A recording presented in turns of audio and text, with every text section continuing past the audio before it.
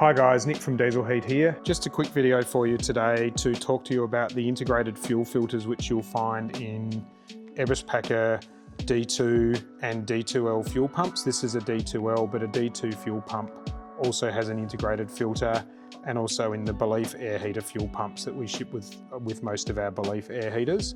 So all of these fuel pumps, you can recognise them by the fact that they have a 17mm nut on the inlet side of the pump. So this is where the fuel would be going in, and then they have 12mm flat spots on each side of the barrel of the pump.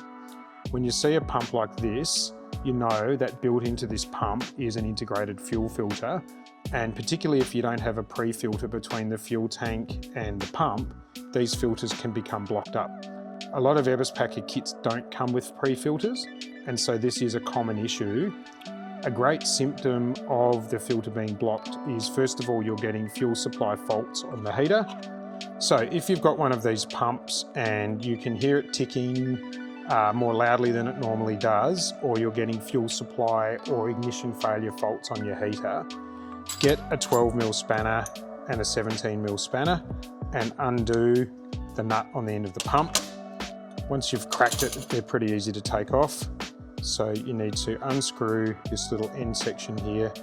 Once you've got that nut off, you need to get a screwdriver into that filter and just gently pry it a little bit, and then you can grab it, and you can see this one's obviously brand new, so it's spotlessly clean, but if that's full of dirt and muck in there, look, you can buy a replacement, but if you don't have a replacement, you can blow them out really carefully with compressed air, or you can also use a bit of WD-40 in a can and blow it in through the back to blow the dirt out of the front. So if you're out camping somewhere, you haven't got a spare, they are able to be cleaned, and certainly you can get yourself out of trouble. We don't recommend ever running the pump without the little strainer, because if muck gets into the pump itself, you can pretty quickly ruin it. And I also just warn you, when you're prying that little strainer out, be really careful with the screwdriver. Don't stick it in too far, or you can stick it through the end of the strainer and basically ruin it. So once you've cleaned it, assembly is the opposite of taking it apart.